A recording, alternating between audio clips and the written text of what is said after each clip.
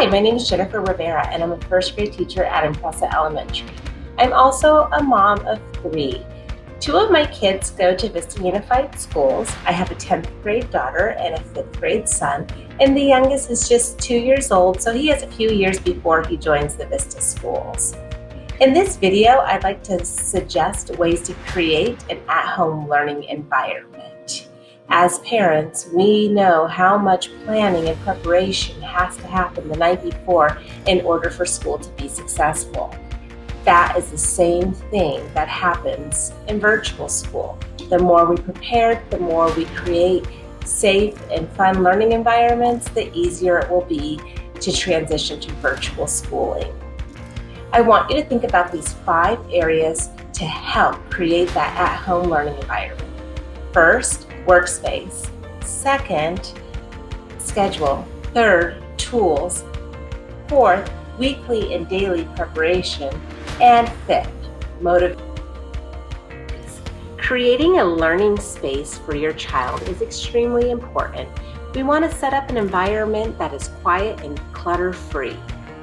This isn't always easy, especially when there are multiple children doing different activities at the same time. Using a small desk in a bedroom might be ideal for an older child to complete independent work or participate in Zoom meetings. Having your students' supplies readily available at their desk is essential to allowing your student to complete the lessons and follow the teacher's directions without leaving their workspace. However, students staying in a room for a long period of time may be too isolating and challenging for us parents to check in and monitor their progress and effort level. Consider other settings where they can get work done. Sometimes the best place for my family to get their work done where I can help each one of my kids is to have them sitting and working together at the dining room table. We just make a clear distinction when the table is used for school time. This could be as simple as setting out the Chromebooks and supplies at the beginning of the school day and putting them away at the end of the school day. Family members, TV, music, pets, these can all be distractions. When deciding where your child's workspace will be, consider all the potential distractions. We want students to be as focused as possible. Finally, make sure all the workspaces your child is going to be working at have access to outlet plugs. Your student is going to need to plug in their device throughout the day. Make a schedule and stick to it. We're creatures of habit. The closer virtual school can be to the regular school day, the easier it will be for everyone. Designate a clear start and stop to the school day. The start of the school day could be setting a wake-up time, having a morning routine of getting dressed, eating breakfast, putting out school supplies for the day, and reviewing the day's schedule. It may be helpful on Sundays to sit with your student and look over their assignments for the week and plan accordingly. Consider setting a block of time for each subject area. This helps students stay focused and avoid jumping around from assignment to assignment. If there is a subject that your student struggles with, schedule it for first thing in the morning when their brains are fresh. For young children, schedule at least a 15-minute break between every subject. Getting up and leaving the workspace to have a snack break, dance to go noodle, some fun kid yoga, time to do a preferred activity like color or Legos, even just simply getting outside to run around. Older students need scheduled breaks too. Getting away from their workspace is essential to avoid burnout. For these older students, let them experiment with flexibility in their schedule, but help him or her to reflect on how their choices impacted their learning, quality of work, and amount of work. Make sure to have all materials necessary to complete assignments.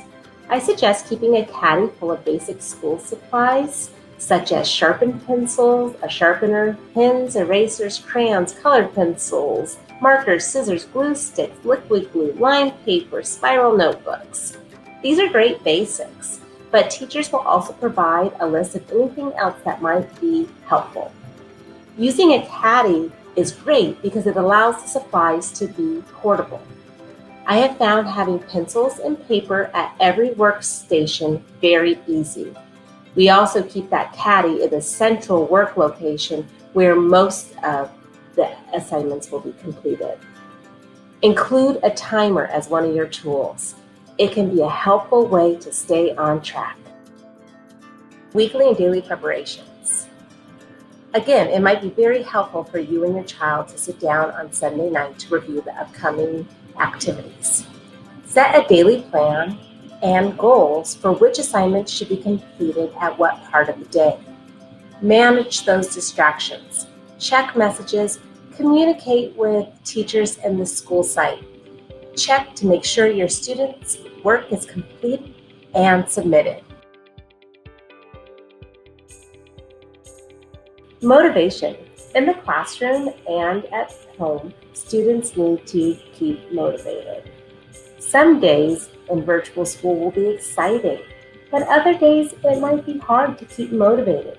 Simple ways to help your child stay motivated include positive praise, telling your child how proud you are of their efforts, making a big deal out of the small things, including reward charts or earning extra privileges.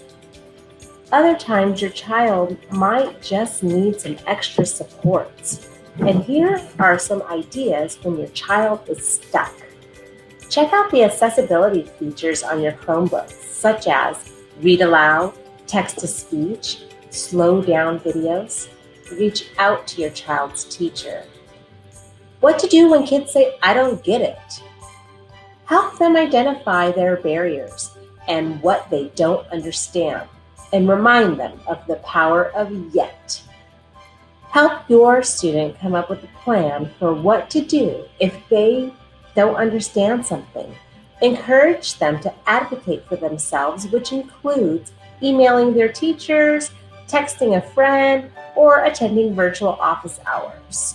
I hope you find these 5 suggestions easy to implement and helpful for a smooth transition to the start of the school year. Remember, workspace, schedule, tools, weekly and daily preparation, and motivation will help us get through this.